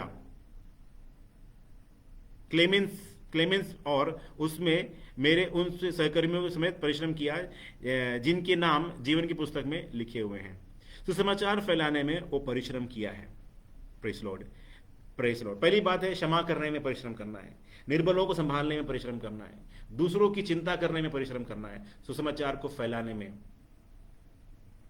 प्रेज लॉर्ड, सुसमाचार फैलाने में उन सब की हमें क्या करना है, ऐसी परिश्रम करना है ताकि हम थके नहीं। Praise Lord. यशायाह 40 का 31 वचन भी यही कहता है कि हम, परंतु जो यहोवा की बाट जोते हैं वे नया बल पाएंगे, उकाब के माने उड़ेंगे, दौड़ेंगे, श्रमित ना होंगे, चलेंगे और थकित ना होंगे। अगर आप और मैं ये फैसला करते हैं कि हमें परमेश्वर की सेवा करते समय हमें थकित नहीं होना है, हमें कमजोर नहीं होना है, हमें ढीला नहीं होना है, तो मेरे अजीजों, परमेश्वर की आत्मा आपको वो अभिषेक शक्ति से भरेगी, उसके द्वारा प्रभु यीशु मसीह के नाम को उठाते उठाते आप कभी थकेंगे नहीं। यीशु मसीह के नाम को उठाते समय कई प्रकार के दुख हमारे जीवन में आएंगे, क्योंकि हम जब पढ़ते हैं मत्ती 5वां अध्याय में, यीशु मसीह ने बता दिया था पहली बात, उसका 5वां अध्याय उसका 10 और 11 कहता है, धन्य है वे जो धर्म के कारण सताए जाते हैं, क्योंकि स्वर्ग का राज उन्हीं का है। धन्य हो तुम जब मनुष्य मेरे कारण तुम्हारी निंदा करें और सताएं और झूठ बोल बोलकर तुम्हारे विरोध में सब प्रकार की बुरी बातें कहें, तब आनंदित और मगन होना, क्योंकि तुम्हारे लिए स्वर्ग में बड़ा फल है, इसीलिए कि उन्होंने उन भविष्यवक्ताओं को जो तुम में से पहले थे इसी से सताया है। सतावट हमारे जीवन में आएगी, मुसीबतें हमारे जीवन में आएंगी, निंदाएं आएंगी, झूठ बोलकर हम पर इल्जाम लगाया जाएगा, लेकिन हम आनंदित और खुशी होना है। Praise Lord. आगे की हम देखेंगे एक और आखिरी पॉइंट हम देखेंगे कि 10वां जो सिक्का है वो ये कहता है, तू निकुलियों के कामों से घृणा करता है। दाउ हेट्स द डीड्स ऑफ निकुलियंस। तो निकुलियों की कामों से घृणा करना, निकुलियों के काम क्या है और किन बातों से हमें घृणा करना चाहिए, ये बात हमें जानना है। तो निकुलियों की काम का मतलब क्या है? मनुष्य की बनाई हुई शिक्षा, मनुष्य की बनाई हुई शिक्षा, ये निकुलियों का काम है। ये निकुलियस कौन है? निकुलियस को जानने के लिए आप जरा देखिएगा प्रेरितों का काम 6वां अध्याय उसका 5 वचन कहता है, 6 का 5, जहाँ पे हम देखते हैं कि कलीसिया में, प्रेरित कलीसिया में वहाँ पे कुछ बातों में ऐसे बात उठ पड़ी कि विधवाओं की सुधि नहीं ली गई थी, इसलिए प्रेरितों ने क्या किया है, उन्होंने कुछ सुनाम पुरुषों को निकाल कर लाया और उन्होंने सेवा का काम दिया था। उसमें से निकुलस जो है यही एक बंदा था। उसका 6 का 5 में कहता है, यह बात सारी मंडली को अच्छी लगी और उन्होंने स्तिफनुस नाम एक पुरुष को जो विश्वास और पवित्र आत्मा से परिपूर्ण था, और फिलिप्पुस और प्रखरुस और निकानोर और तीमोन और परिमनास और अंताकिया वाला निकुलस को जो यहूदी मत में से आया था चुन लिया। तो यहाँ पे निकुलस देखते हैं वो यहूदी मत से आया हुआ है। ये इस वचन के अनुसार हम जब देख सकते हैं कि निकुलस कौन है। निकुलस एक जो है यहूदी मत से आया हुआ एक विश्वासी है। और जब यहूदी मत से वो आता है तो इतिहास की पुस्तक और जानकार ये कहते हैं, बताते हैं कि अन्य जातियों से आने वाले लोगों से यहूदी लोग जो है, जो कलीसिया में यहूदी लोग थे, कहीं ना कहीं उनके बीच में जो है मतभेद था। और वो मतभेद था खतना के विषय में। यहूदी चाहते थे कि अन्य जाति क्या करें, खतना करें। लेकिन प्रेरितों की बात जब उनके पास पहुंची, उन्होंने कहा कि यहूदी मत से आने वाले जो प्रेरित यहूदी मत से आने वाले चेले हैं वो ये कहते हैं कि अन्य जातियों से आने वाले विश्वासियों का खतना किया जाए और खतना करके उन्हें कलीसिया में ग्रहण किया जाए, ठीक है ना। लेकिन हम देखते हैं रोमियो 2:29 में पौलुस कहता है, पर यहूदी वही है जो मन में है, और खतना वही है जो हृदय का है, और आत्मा वही है ना कि लेख का, ऐसे की प्रशंसा मनुष्य की ओर से नहीं परंतु परमेश्वर की ओर से होती है। तो खतना किसके लिए है? जो मन से किया जाता है। तो प्रेरितों ने इस बात को क्या किया, रिजेक्ट किया। जो निकुलियों की शिक्षा को उन्होंने ग्रहण नहीं किया, और निकुलियस ने जो कहा कि ये चीज इस तरह से नहीं होनी चाहिए, तो उन्होंने एक बात क्लियर कर दिया कि ये हमारा जो खतना होता है वो आत्मा से होता है, और वही आत्मिक खतना जो हृदय से होता है, जो मन फिराव होता है। तो एक विश्वासी जो सच्चे हृदय से मन फिराता है वो खतना है। पानी में डूब के पुराना जीवन को गाड़ देता है वो खतना है। पवित्र आत्मा का अभिषेक पाकर एक नवीनीकरण उसके जीवन में होता है, वो खतना होता है। इसके द्वारा अन्य जातियों के जीवन में एक खतना कायम होता है, यानी अलगाव का जीवन कायम होता है। वो हमारे लिए काफी है, शरीर का खतना करना नहीं। लेकिन निकोलस इस बात के ऊपर जो है सहमत नहीं है, ठीक है ना। निकोलस इस बात के ऊपर सहमत नहीं है क्योंकि वो इस पर बहस करना चाहता है, और वो चाहता है कि एक अपनी व्यवस्था को कायम करें। क्योंकि परमेश्वर के उद्धार के विषय में हम देखते हैं, थोड़ी बातों को हम लोग समझने की कोशिश करेंगे कि जब लोग अन्य जातीय वचन सुनते हैं और बिलीव करते हैं, विश्वास करते हैं, और विश्वास करके मन फिराते हैं और अपने अंगीकार करते हैं कि मैं गुनाहगार हूं, पापी हूं, और पापी अंगीकार करके अपने पुराने जीवन से नया जन्म पाते हैं। नया जन्म पाते ही उनको बपतिस्मा दिया जाता है, और बपतिस्मा देते ही वो उनको कलीसिया में जोड़ लेते हैं। इस प्रकार से एक अन्य जातियों के जीवन में खतना का एक बहुत बड़ा काम प्रभु शुरू करता है। लेकिन ये कहते हैं, निकोलस कहता है कि ऐसे खतना नहीं, ऐसे नहीं, लेकिन हमें शरीर के किसे खतना उनको चाहिए। तो शरीर का खतना दिखाता है, वो इस बात के ऊपर स्ट्रेस करता है, इस बात के ऊपर प्रभाव डालता है कि शरीर का खतना अब्राहम से आने वाली वाचा है, इस वाचा में उसको जोड़ना है। तो क्योंकि यीशु मसीह ने भी खतना किया है, हम यहूदियों ने भी खतना किया है, बाकी लोगों को भी खतना करना है। लेकिन प्रेरित कहते हैं कि नहीं, नए नियम का खतना शरीर खतना नहीं है, नए नियम का खतना मन फिराव का खतना है, नए नियम का खतना पानी का बपतिस्मा का खतना है, नए नियम का खतना प्रायश्चित का खतना है, नए नियम का खतना बलिदान और कुर्बानी, अपने शारीरिक संसारी जीवन का बलिदान और कुर्बानी का खतना है, और नए नियम का खतना पानी में डूब के बपतिस्मा लिया हुआ और शुद्धिकरण और पवित्रकरण का खतना है, नए जन्म का खतना है। इसे लेना जरूरी है, इस बात के ऊपर उन्होंने स्ट्रेस दिया। तो ये वचन उसे जो है रास नहीं आई, उसने इस बात को ग्रहण नहीं किया। तो निकोलस का शब्द का अर्थ क्या है? एकजुट रहना, यानी जोड़ना या एकजुट करना, यूनाइटेड करना। तो इसने क्या किया, लोगों को क्या किया, अपनी मंडली से, प्रेरितों की मंडली से निकाल करके 12 चेलों की मंडली में से लोगों को निकाल करके वहां से लोगों को अलग कर अपने साथ ले गया। निकोलस कहां पे जुड़ा था? पहले 12 चेलों की मंडलियों से नियुक्त किया गया, सुनाम पुरुष में से एक पुरुष को चुनकर निकाला हुआ निकोलस था, उसको सेवा के लिए ठहराया। लेकिन वहां से वो निकलकर प्रेरितों और चेलों से उनके खिलाफ में जाकर के उसने अपना एक सिद्धांत खड़ा किया और लोगों को स्थापित किया, जोड़ा और अपनी नए उपदेश को स्थापित किया।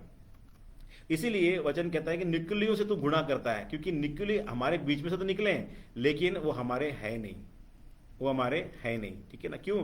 क्योंकि उनके जो कार्य प्रणाली है, उनका जीवन चरित्र है, वो प्रेरितों के अनुसार नहीं था। प्रेरितों का काम 4 अध्याय उसका 34 और 35 कहता है, प्रेरितों का काम 4 अध्याय उसका 34 और 35 कहता है, और उनमें कोई भी दरिद्र ना था, क्योंकि जिसके पास भूमि या घर थे वे उनको बेच बेच कर बिकी हुई वस्तुओं का दाम लाते और उसे प्रेरितों के पांवों पर रखते थे, और जिस किसी की आवश्यकता होती थी उसके अनुसार प्रेरित जो है उन्हें बांट दिया करते थे। यहाँ कोई सिस्टम नहीं था, यहाँ कोई नियम नहीं था कि यहूदी को इतना दिया जाए, यूनानी को इतना दिया जाए और अन्य जातियों को इतना। नो, वो जरूरतों के अनुसार पूरी ईमानदारी से बांटते थे। यहां पर भी कई जगह जो है निकोलियों की विरोध किया गया इतिहास के अनुसार। तो जहां कहीं भी, तो जस्ट समझाने के लिए मैं बता रहा हूं कि निकोलियों की व्यवस्था कैसी होती है। उसमें एक बंदा होता है जो अथॉरिटी में खड़ा होता है, नीचे उसके लोग अधीनता में वो खड़ा करता है, यानी जो वो कह रहा है वो सही है, उसको बात मानना पड़ेगा। इस प्रकार से जिसे हिटलर शाही कहते हैं, हम लोग कहते हैं बात में, जिसपे कहते हैं हिटलर शाही, ठीक है ना, यानी दबा कर रखना, लोगों को दबा कर रखना, ठीक है। सत्य कोई बोल नहीं सकता। लेकिन प्रेरित की शिक्षा कैसी है? ऐसी नहीं है। प्रेरित की शिक्षा क्या है? हम सब एक हैं, हम सब एक साथ चलें, हम एक दूसरे की बातों को माने और सुने और एक दूसरे को सहते हुए हम आगे चलें। एक यूनिटी में दिखाता है, एकता को दिखाता है। लेकिन ये जो जीवन दिखा रहा है ये एकता का जीवन नहीं है, बल्कि ये संसार के अनुसार चलने वाला जीवन है। Praise Lord. तो यहां पर इस कलीसिया में थी कि सारी संपत्ति सांझे में थी, लेकिन आप देखते हैं कि इसी कलीसिया में एक और एक हनन्याह सफीरा के बीच में क्या हो गया, बहुत बड़ी समस्या हो गई। प्रेरितों का काम 5वां अध्याय 1 से लेकर 11 तक हम पढ़ते हैं। उस जब हम वचन को देखते हैं तो समझ में आता है कि हनन्याह सफीरा ने उस उपदेश के खिलाफ में काम किया, ठीक है ना। तो जिस प्रकार निकोलियुस ने उपदेश के खिलाफ में काम किया, वैसे ही हनन्याह सफीरा में काम किया। क्यों उस समय पतरस ने उनको दंड दिया और मार दिया? क्यों? क्योंकि उस समय कलीसिया बहुत ही अनोखी रीति से पवित्र प्रेम के साथ नम्र और दीन होकर एकता में चल रही थी, और उस समय हुआ इस पाप को देख लिया और वो जान गए कि ये तुरंत कलीसिया के अंदर में आ सकता है, इसलिए उन्होंने दंड के साथ में उन्होंने उनकी सजा दिया। और इसके द्वारा क्या हुआ? इसके द्वारा कलीसिया में एक भय छा गया, ठीक है ना, एक भय छा गया, एक डर छा गया। इस प्रकार से हमें कलीसिया में प्रेरितों के अधीन होकर चलना है, सेवा के अधीन होकर चलना है, सेवकाई में प्रभु के दासों के अधीन होकर चलना है, ना कि अपने मन मर्जी के अनुसार। पतरस ने पूछा क्या तुमने छुपाया? तो उन्होंने कहा नहीं, झूठ कहा। प्रेरित के मुंह के सामने, सेवक के सामने, रसूल के सामने वो कह रहे हैं, झूठ कह रहे हैं, ठीक है ना। इस प्रकार की शिक्षा जो है निकोलियों की शिक्षा है, यानी प्रेरितों की जो अगुवाई है उसे ग्रहण नहीं करना, उनकी शिक्षा को ग्रहण नहीं करना, आज्ञा नहीं मानना, तिरस्कार करना, अपनी शिक्षा खुद तैयार करना, अध्यादेश निर्माण करना, ठीक है, उपदेश का तिरस्कार करना, आज्ञा नहीं मानना, अधीनता में नहीं रहना, अपनी मनमर्जी करना और प्रभु के दास के पीछे जाकर के नाना प्रकार की बातें कहना, गलत बातें कहना, लोगों को तैयार करना, चर्च में पास्टर के खिलाफ में तैयार करना और झूठी शिक्षा देना, झूठी बातें बताना, गलत गलत बातों को प्रकट करके उनके खिलाफ में खड़ा करना, ये सब निकोलियों की सेवकाई है, निकोलियोस की सेवा है। इसीलिए वो कहता है मैं इससे घृणा करता हूं, जैसे परमेश्वर घृणा करता है वैसे हम इफिसी कलीसिया भी घृणा करती है। तो गवाहों के बादल के अधीन में हमें रहना है, ना कि उनके खिलाफ में हमें रहना है। वो आग जो हमें लेकर आगे चलता है, जो बादल में आगे लेकर चलता है, वो प्रेरितों की शिक्षा है, उनकी तालीम है। पहला कुरिन्थियों 10:1 भी कहता है कि हमारे बाप दादा बादल के नीचे थे, हमारे सारे सेवक, हमारे सारे प्रेरित उस बादल के अधीन में थे। आपको और मुझे भी उसी बादल के अधीन में चलना है। चाहे अगर प्रभु के दास कहते हैं कि हमें गलत काम नहीं करना है, हमें टीवी नहीं देखना है, हमें बुरे काम नहीं करना है, गंदी गाली नहीं देना है, बुरे कोई भी काम बात में आज्ञा देते हैं तो उस आज्ञा को मानना है, क्योंकि वो उनकी तरफ से आया हुआ नहीं, पवित्र आत्मा की तरफ से आया हुआ आदेश है। और जो पवित्र आत्मा की तरफ से आया हुआ है, परमेश्वर की ओर से आया हुआ है, उसके खिलाफ में हमें नहीं रहना, खिलाफ में नहीं जाना है। Praise Lord, hallelujah. तो ये निकोलियो करते क्या है? निकोलियस करते क्या है? वे सत्य का पालन नहीं करते, उन्होंने संतों की शिक्षा को खारिज कर दिया है। वे प्रेरितों या संतों के खिलाफ बात करते हैं। वे अधिकार के तहत गवाहों के बादल का पालन नहीं करते हैं, प्रेरितों की अगुवाई को ग्रहण नहीं करते हैं। जहां प्रेरित चलते हैं उनके अनुसार नहीं चलते हैं। वे प्रेरितों की शिक्षा रूपी बादल के ऊपर चढ़ जाते हैं, जिस प्रकार लूसीफर, परमेश्वर के वो वचन में लिखा हुआ यशायाह 14:13 कहता है, वो बादल यानी वो कहता है कि मैं अपना सिंहासन ऊंचे पे लगाऊंगा। प्रेज़ द लॉर्ड, परमेश्वर के तुल्य हो जाऊंगा। तो ऐसी शिक्षा जो है लूसीफर की शिक्षा है। ऐसे लोग लूसीफर के की आत्मा के द्वारा चलाए चलते हैं। Praise the Lord. दूसरा थिस्सलुनीके 3:14 कहता है, यदि कोई हमारी इस पत्री के बात को न माने तो उस पर दृष्टि रखो और उसकी संगति ना करो, जिससे वो लज्जित हो। क्यों ऐसा क्यों कह रहा है पौलुस? क्यों? क्योंकि ये बादल के ऊपर जा रहे हैं, बादल के ऊपर खड़े हो रहे हैं। लूसीफर की आत्मा उनके अंदर में आ गई है। वो तर्क वितर्क करते हैं, वाद विवाद करते हैं, बहस करते हैं, कलह लेके आते हैं, मतभेद स्थापित करते हैं, झगड़ा करवाते हैं, झूठी बातें लगाते हैं, गलत गलत विटनेस लेकर आते हैं, गलत बातों को प्रूफ करते हैं। इससे हमारी कलीसिया में इस प्रकार कलीसिया में फूट डालते हैं, दाह करते हैं, कलीसिया में दरार लेकर आते हैं। लेकिन मेरा अजीजो, अगर हम निकुलियों को पहचान पाए तो मेरा अजीजो, हमें उनसे क्या रहना है? अलग रहना है, बचकर रहना है। Praise the Lord. इसीलिए इन सब बातों का हम धन्यवाद करें परमेश्वर का कि परमेश्वर ने हमें सिखाया है। इसलिए मैं जरा सारांश मैं आप लोगों को देना चाहता हूँ इसके बारे में। मैं आप लोगों को थोड़ा सा बताना चाहता हूँ कि अब तक हमने क्या सीखा है, ठीक है ना। तो जब हम सीखे इफिसुस कलीसिया के बारे में, उन्होंने पहला सा प्रेम छोड़ दिया था, ठीक है ना। और वचन कहता है तो मन फिर आएगा तो सब कुछ ठीक होगा, यदि मन न फिर आएगा तो मैं तेरे पास आकर तेरी दीवट को तेरे स्थान से हटा दूंगा, ठीक है। हमने दीवट के बारे में देखा और तेरे काम के बारे में देखा, ठीक है ना। ये सारे जो 10 पॉइंट्स हमने देखे, काम, परिश्रम, धीरज, बुरे लोगों को तो देख नहीं सकता और अपने आप को प्रेरित कहते हैं पर है नहीं, तूने पाकर झूठा पाया, सहन करता है, धीरज धरता है, मेरे नाम के लिए दुख उठाते उठाते थकता नहीं, अपना पहला सा प्रेम छोड़ दिया और निकुलस की कामों की से गुणा करता है। Praise the Lord. तो काम के बारे में हमने देखे थे, प्रेम के काम, भले काम, दिन के काम, विश्वास के काम, अनंत जीवन का भोजन पाने के लिए काम और पिता का दिया हुआ काम को पूरा करने का काम। दूसरी बात हमने देखा था तेरे परिश्रम, तंग रास्ते से चलने के लिए हमें परिश्रम करना है, विवेक सदा निर्दोष रहने के लिए परिश्रम करना है, परमेश्वर का भय मानते रहने के लिए परिश्रम करते रहना है, परमेश्वर की सिद्धता को हासिल करने के लिए परिश्रम करते रहना है, परमेश्वर का दिव्य उपदेश को पाने के लिए परिश्रम करते रहना है, डरते और कांपते हुए अपने अपने उद्धार का कार्य पूरा करने के लिए परिश्रम करना है।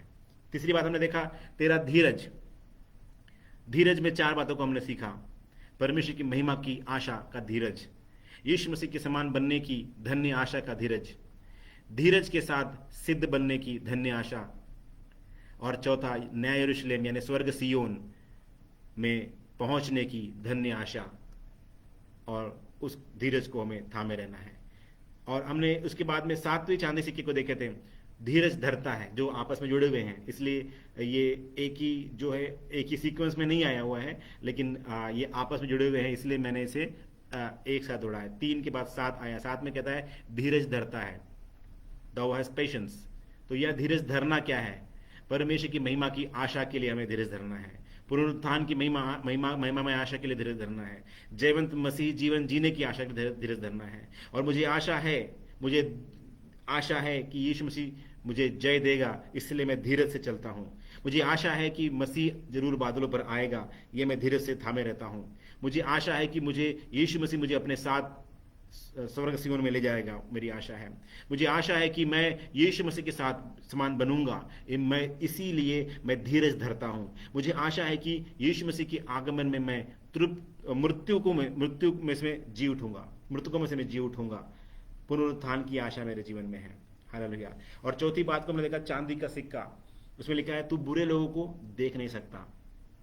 बुरे लोगों को देख नहीं सकता। बुरे लोग कौन है? कुकर्मियों की पहली मंडली जिन्होंने यीशु मसीह को क्रूस पर चढ़ाया है, और दूसरी मंडली कलीसिया जो आज भी सत्योपदेश को ना मानते हुए संसारिक अभिलाषाओं में, संसारिक कलीसियाओं में जाकर के संसारिक काम करके लोग यीशु मसीह को क्रूस पर चढ़ा रहे हैं। और आज आप और मैं भी कई बार ऐसे गलत काम करके दोबारा यीशु मसीह को क्रूस पर चढ़ाया जा रहा है। तो बुरे लोग हमें किन बातों को सहना नहीं है? वहाँ लिखा है तू बुरे लोगों को सहता नहीं है। तो हमें किन बातों को सहना नहीं है? आत्मिक कमजोरी को सहना नहीं है, गलत उपदेश को सहना नहीं है, शारीरिकता की मनमानी को सहना नहीं है, संसार के अभिलाषा सहना नहीं है, शैतान की चाल चलन को सहना नहीं है, शरीर की आराम का जीवन को सहना नहीं है, कुकर्मियों की मंडली को सहना नहीं है, अज्ञानता को सहना नहीं है, लापरवाही को सहना नहीं है। Praise Lord.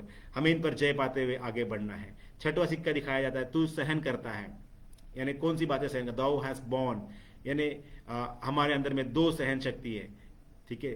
दूसरी बात है क्रूस का दुख जो हम उठा रहे हैं उसे हमें सहना है, और विरोधियों के पापियों का वाद विवाद, विरोध में पापियों का वाद विवाद भी हमें सहना है। हमें संसार के लोगों की सब बातों को सहना है, क्रूस को उठाते हुए चलना है, और परमेश्वर की महिमा हमारे जीवन में करना है। पांचवी जो हमने पॉइंट हमने देखा था सिक्के के बारे में, पांचवी पॉइंट, प्रेज लॉर्ड, पांचवा पॉइंट यही है,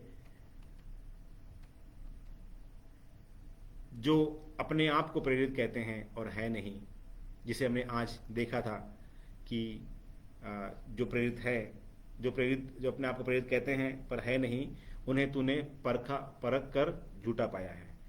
7 बातों को हमने देखा है कि उसमें ये लिखा है कि परमेश्वर की ओर से प्रेरिताई के लिए बुलाहट किया है। प्रेरित वही है जो बुलाया गया है, प्रेरित वही है जो परमेश्वर की ओर से भेजा गया है, प्रेरित वही है जो अभिषिक्त है, प्रेरित वही है जो शरीर के अनुसार किसी को ना समझने वाला, प्रेरित वही है जो पवित्र जीवन जीता है, प्रेरित वही है जो विश्वास जीवन जीता है, प्रेरित वही है जो अधिकार के साथ शिक्षा देने वाला है। फिर हमने देखा निकलियों की सेवा के बारे में देखा। Praise Lord. तो आज जो हमने वचन सीखा है, इन सब वचनों के अनुसार परमेश्वर आप सबों को आशीर्वाद करे और परमेश्वर के नाम की महिमा हमारे जीवन द्वारा होने पाए। Praise Lord, hallelujah. इन सब चांदी के सिक्कों को हम याद रखें, ये सब हमारे जीवन में ये सब पॉइंट्स को हम याद रखें, हम उनके काम को याद रखें। हमारे काम क्या होने चाहिए, परिश्रम कैसे होने चाहिए, हमारा धीरज कैसे होना चाहिए। बुरे लोगों को तो देख नहीं सकता, हमारा जीवन बुराई की ओर देखने वाला ना होना चाहिए। अपने आप को प्रेरित जो कहते हैं और जो है नहीं, उन्हें परख कर झूठा पाया। परखने की आत्मा और झूठे प्रेरित को जाने, और अपने जीवन में हम प्रार्थना करें प्रभु हमें उस बुलाहट के लिए बुलाए जिस बुलाहट के लिए परमेश्वर ने हमें खड़ा किया है। सहन करता है, ठीक है ना, हमें सहन शक्ति प्रभु दे, और धीरज धरता है, हमें वो धीरज के साथ में उस आशा को थामे रहे। मेरे नाम के लिए दुख उठाते थकता नहीं। यीशु मसीह के लिए आप और मैं ऐसा परिश्रम करें, ऐसी मेहनत करें, ऐसी सामर्थ्य के साथ मेहनत करें कि हम कभी भी दुखित ना हो, श्रमित ना हो, ना नीचे गिरे, ना कमजोर हो, लेकिन बल और शक्ति पाते हुए हम आगे बढ़ें। तूने अपना पहला सा प्रेम छोड़ दिया है, हमें वापस दोबारा पहले से प्रेम में आना है, मन फिराना है, और हमारे पहला सा प्रेम और पहले से काम दोनों को स्थापित करना है।